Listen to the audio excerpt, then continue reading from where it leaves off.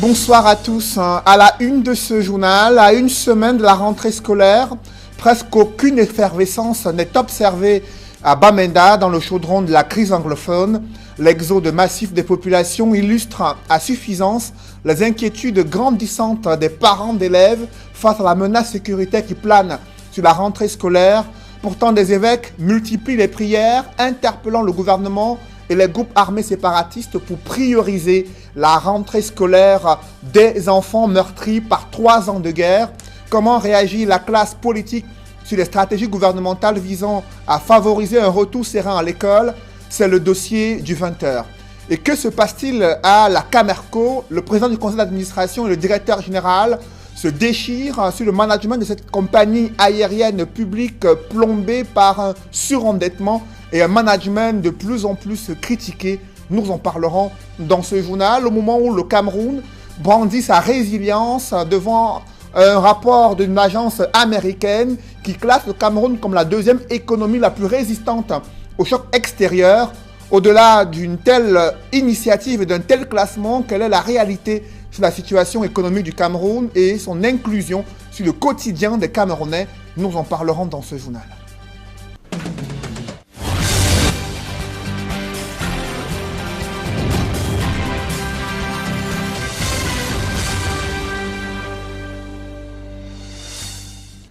Merci de suivre cette édition complète de l'information sur Equinox Télévision. Nous sommes à une semaine de la rentrée scolaire. Les préparatifs de cette rentrée sont loin d'être une préoccupation majeure pour les populations, notamment celles qui sont installées à Bamenda, dans le chaudron de la crise anglophone, et n'ont pas le cœur à l'achat des fournitures et des inscriptions des enfants dans les écoles installées dans la capitale régionale du Nord-Ouest. Et pour cause, certaines d'entre elles ont déjà quitté la ville, redoutant l'escalade des violences meurtrières. Et les autres populations restées à Bamenda n'ont qu'une seule prière, une seule pensée, la fin de 3 ans de guerre et de ce désastre humanitaire et économique décrié dans les villes anglophones. D'autres précisions avec Stellambou et Kediara. Plus que quelques jours avant la rentrée des classes, sur le triangle national, pendant que les grandes villes s'activent pour la préparation de cet événement annuel, à Bamenda, c'est le silence absolu. Aucune effervescence n'est enregistrée. La ville, comme anesthésiée, continue d'évoluer en marge de la cadence nationale. En temps de paix, à cette période de l'année, la ville est prise d'assaut par des vendeurs de toutes sortes qui disposent de leurs étals dans les grands carrefours afin de profiter des retombées de la rentrée scolaire. Cette année, personne n'a osé ouvrir boutique.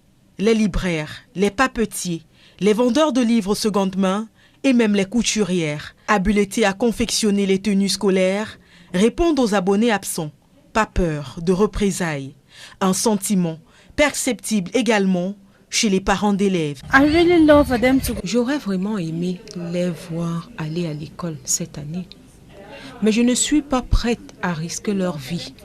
L'insécurité a atteint sa cote d'alerte. C'est alarmant. Michael, 5 ans, est impatient d'aller à l'école. Mais cette année également, il ne pourra pas y être. Alors, pour s'occuper, il écrit, dessine, partout où il le peut.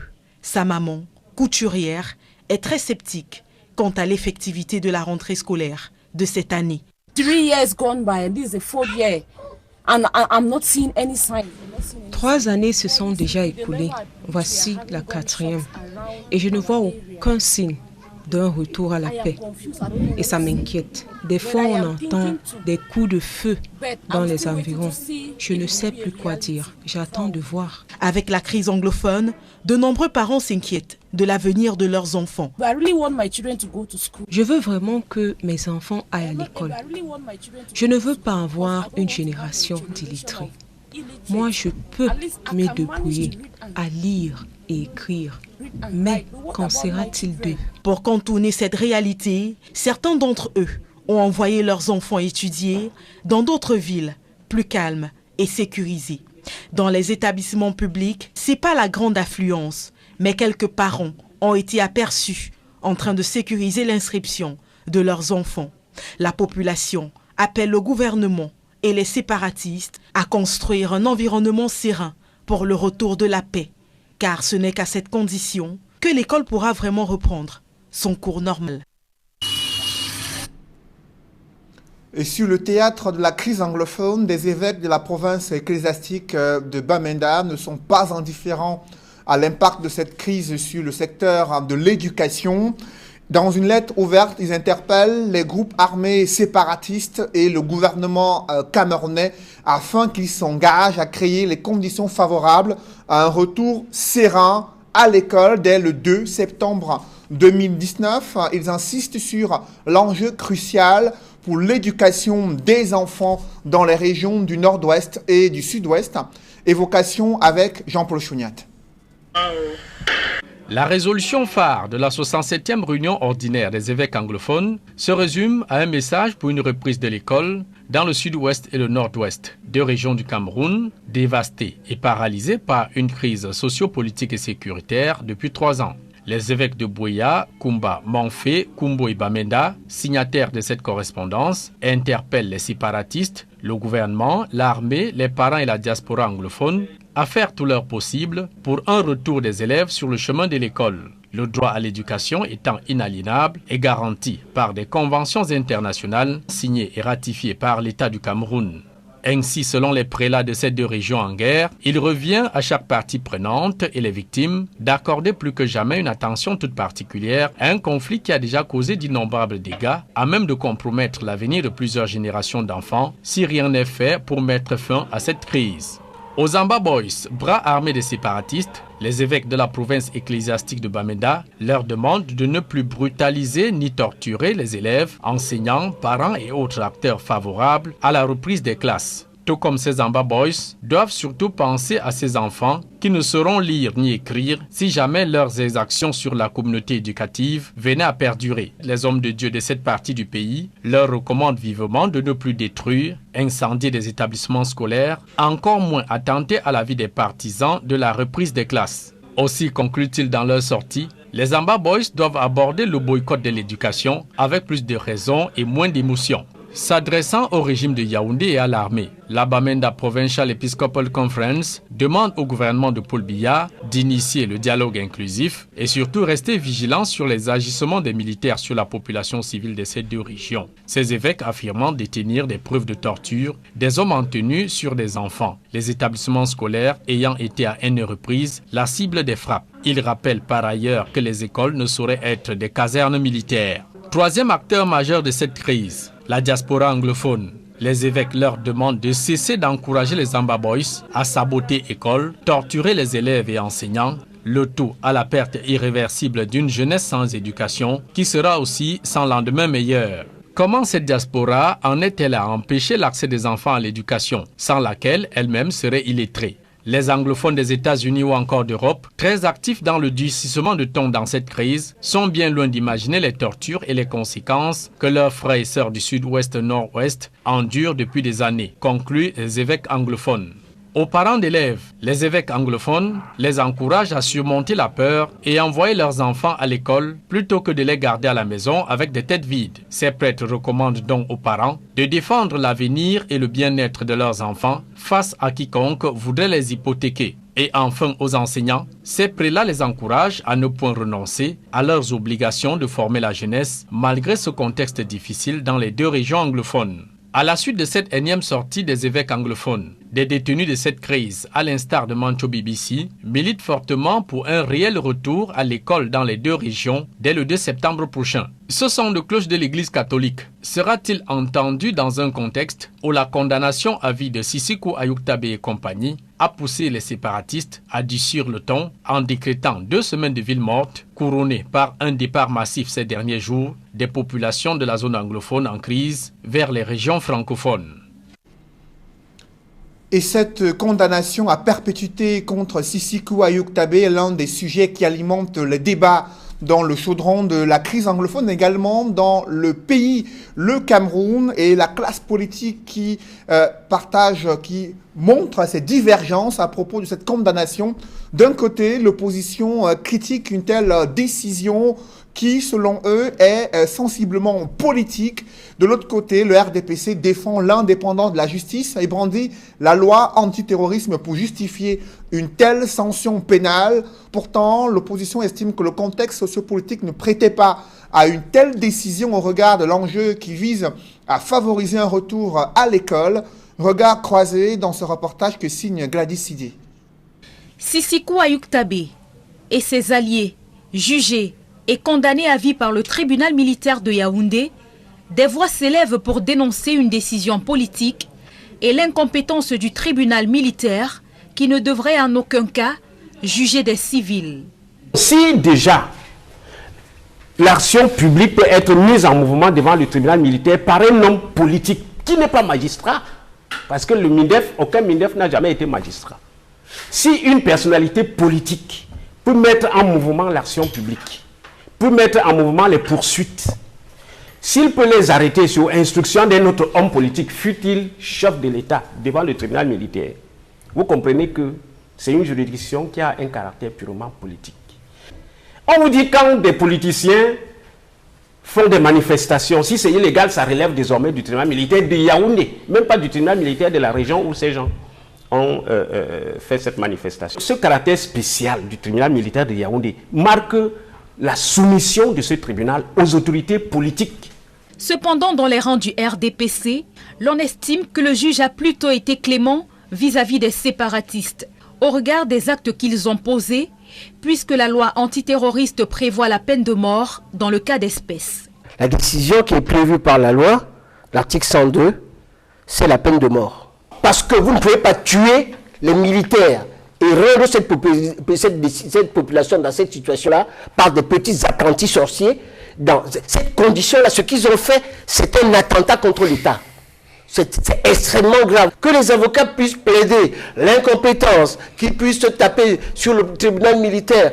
Je dois dire tout simplement qu'il ne faut pas oublier les victimes aussi, dans le cadre de cette affaire.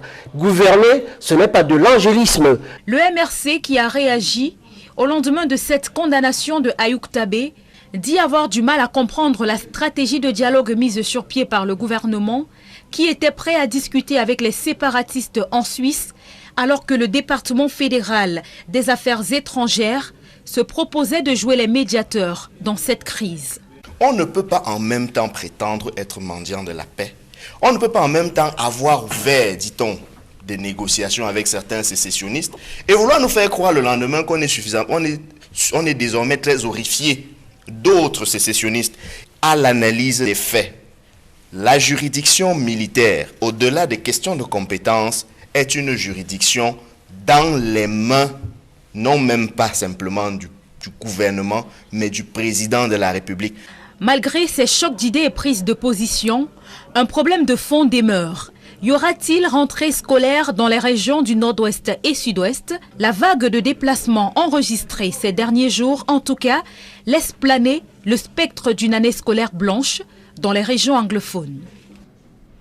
Et à une semaine de la rentrée scolaire, le porte-parole du gouvernement, le ministre de l'enseignement secondaire, doivent donner un point de presse conjoint à Yaoundé ce soir afin de dévoiler la stratégie gouvernementale pour favoriser le retour des enfants à l'école dans les régions du nord-ouest et du sud-ouest. Un point de presse du gouvernement afin d'expliquer sa stratégie pour favoriser le retour des enfants à l'école. Et à Yaoundé, alors que nous sommes à une semaine de la rentrée scolaire, d'autres enfants pourraient reprendre les cours et les suivre sous les intempéries à l'école publique des Korozok à Yaoundé. Là-bas, c'est un établissement scolaire public dont la toiture a été arrachée en mai 2019.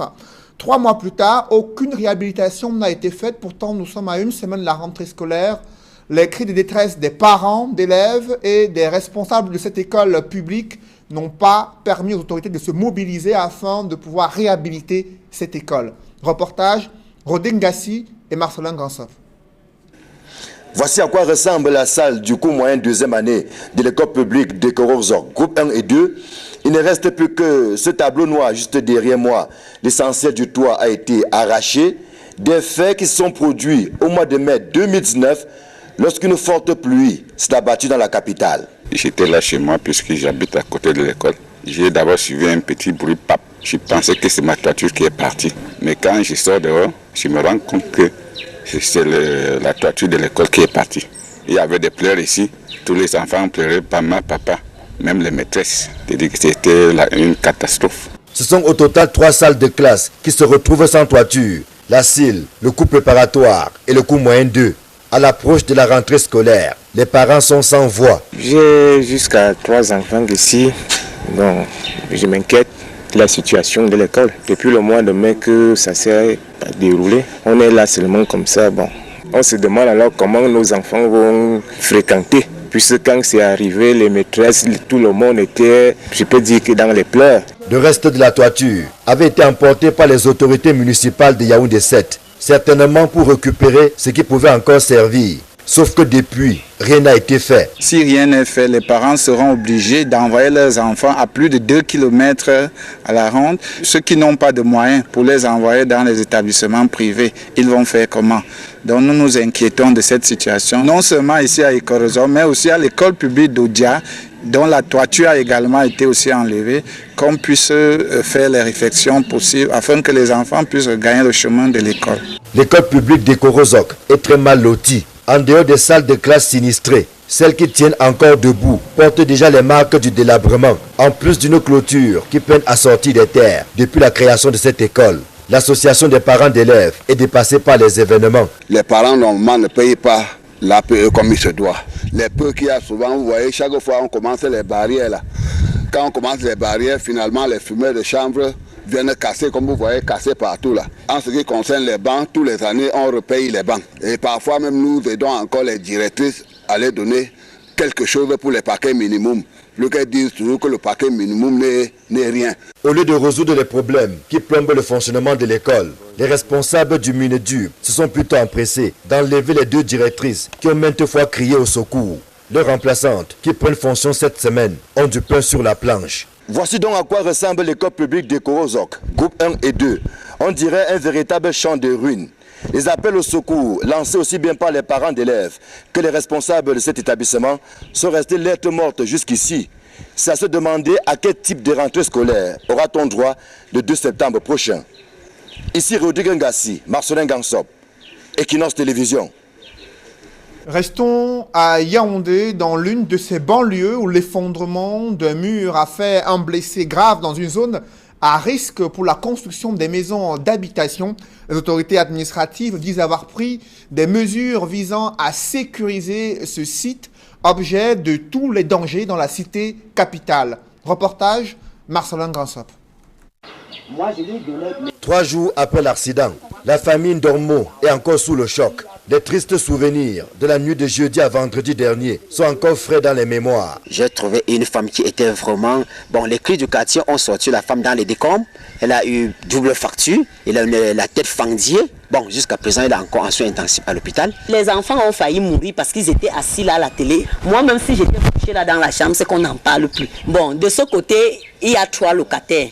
Le côté de l'impact. Même du côté où le mur n'est pas tombé, tout est fissuré. L'effondrement du mur a fait 2 blessés, dont un cas assez préoccupant, ainsi que d'importants dégâts matériels. Selon toute vraisemblance, le mur qui s'est effondré n'a pas été construit dans les règles de l'art. Mon voisin, M. Moifo, il y a de cela que 3 ans, il m'avait contacté à l'effet de faire un mur de soutenement. Mais au moment de l'élévation des murs, je me suis rendu compte que le mur n'était pas bien fait, ce qui fait que je m'étais d'abord opposé pour un premier pas. Il s'est entêté à faire son mur, que ce mur n'a même pas fait 2 mois, ça a lâché, ça a endommagé ma maison. Il est revenu me voir quelques temps après. Il me dit que ouais, comme voisin, mon technicien n'était pas performant et je regrette si je t'avais compris. J'ai dit bon voilà, ok, je t'accorde 2 mètres et tu fais cette fois-ci un mur couché. Parce que si depuis tu refuses de faire un mur couché, c'est parce que tu n'as pas suffisamment d'espace. Je te donne le terrain pour 2 mètres pour un mur couché. Voilà qu'aujourd'hui, ce même mur s'est écroulé. Donc c'est ce deuxième mur et voilà ce qui reste de ma maison.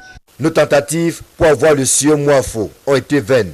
Son immeuble, un R+3, reste suspendu, telle une épée de Damoclès, au-dessus des têtes de ses voisins d'en bas. Ce qui a causé vraiment cet éboulement, ces derniers mois, vous voyez la fosse. Il y a la fosse et le puisard qui était suspendu.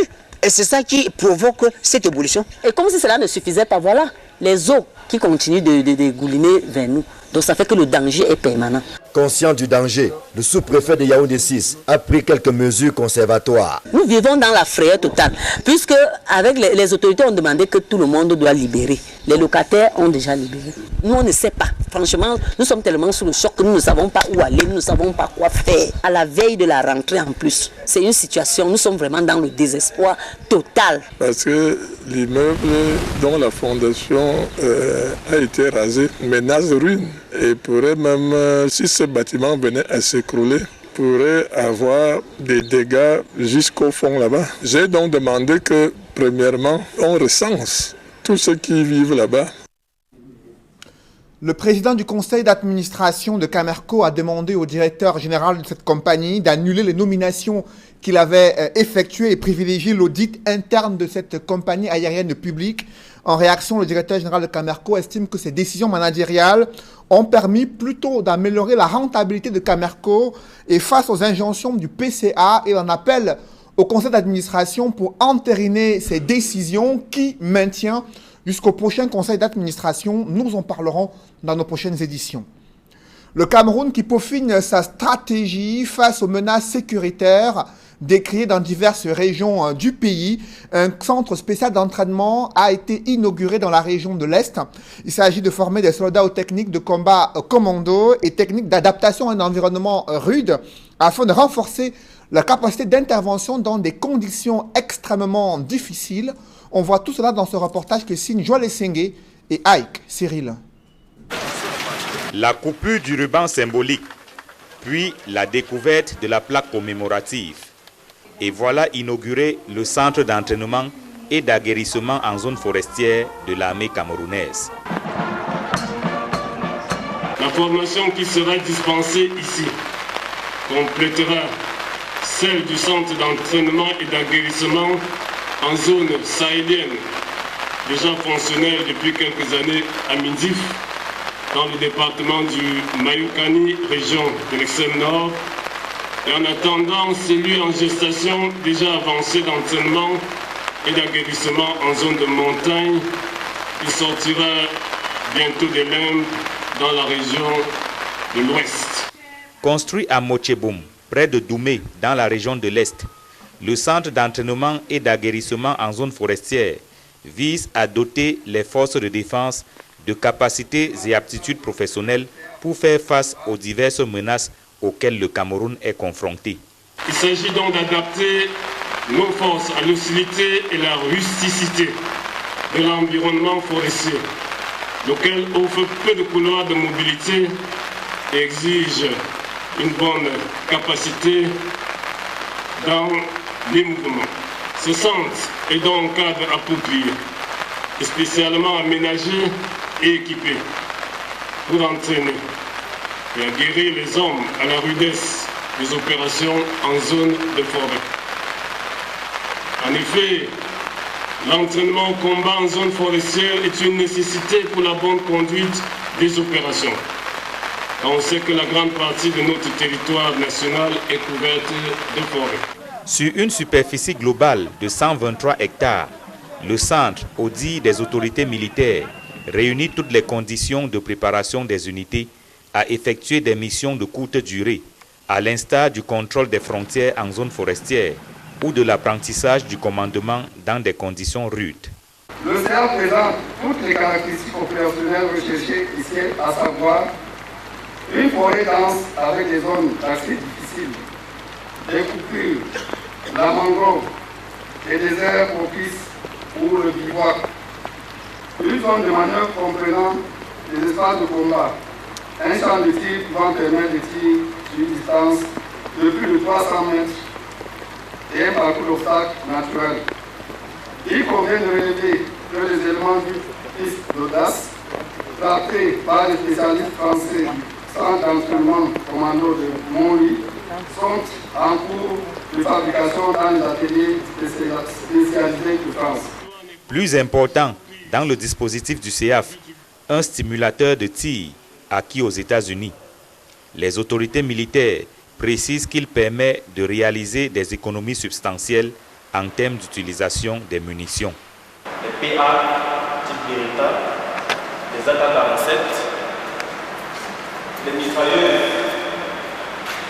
d'appui général de calibre 7,62 modèle américain, les armes collectives mitrailleuses de 12,7 modèle américain. Cette salle que vous voyez se compose de 5 tableaux qui correspondent à 5 ordinateurs qui sont reliés eux-mêmes autour d'un ordinateur central qui permet à un opérateur, celui qui dirige les séances, de diriger les tirs lorsque les exercices sont collectifs. L'avantage que nous avons d'avoir cet appareil, c'est qu'il permet de détecter efficacement les problèmes des tireurs. Deuxièmement, il corrige et améliore les performances ici en salle et au champ de tir. À travers la construction du centre d'entraînement et d'aguerrissement en zone forestière, le Cameroun fourbit ses armes, à en croire le ministre de la Défense, dans un contexte sécuritaire marqué par la résurgence de la menace terroriste Boko Haram dans l'extrême nord, la lutte contre les bandes armées à l'est et dans la Damawa, la lutte contre la piraterie maritime sur la façade côtière, les convulsions socio-politico-sécuritaires dans le nord-ouest et le sud-ouest, sans oublier les velléités des coupeurs de route ça et là. Dans l'escale internationale, 7 mois après l'investiture de Félix Tshisekedi, le gouvernement congolais et sa composition ont été enfin dévoilés. 66 ministres, dont 5 vice-premiers ministres, 10 ministres d'État et 17% de ces membres du gouvernement sont des femmes. D'autres précisions avec Flavien Walondongo. Après plusieurs mois de négociations entre le Cap pour le changement de Félix Tshisekedi et ses alliés, le Front commun pour le Congo, FCC de Joseph Kabila, majoritaire à l'Assemblée nationale, les deux camps sont finalement parvenus à mettre en place un gouvernement, 7 mois après l'investiture de Félix Tshisekedi. L'on se souvient que le 29 juillet dernier, l'accord signé entre les deux camps faisait état de ce que, sur les 65 portefeuilles, 42 reviendraient au bloc de Kabila et 23 à celui de Félix Tshisekedi. Des changements importants ont été opérés notamment à la tête du ministère des Finances, désormais dirigé par José Sélé Yalagouli, ancien directeur de cabinet de l'ex-premier ministre Matata Pogno. Le ministère de la Justice sera désormais dirigé par Célestin Tunda, ancien secrétaire général adjoint du Parti du Peuple pour la Reconstruction et la Démocratie de Joseph Kabila. 17% de femmes constituent ce nouveau gouvernement de la RDC. Aux affaires étrangères, par exemple, on retrouve Marie Toumba Ezeza, cadre de l'UDPS, tandis que le très stratégique ministère de l'Intérieur est occupé par Gilbert Kankondé, lui aussi membre de l'UDPS.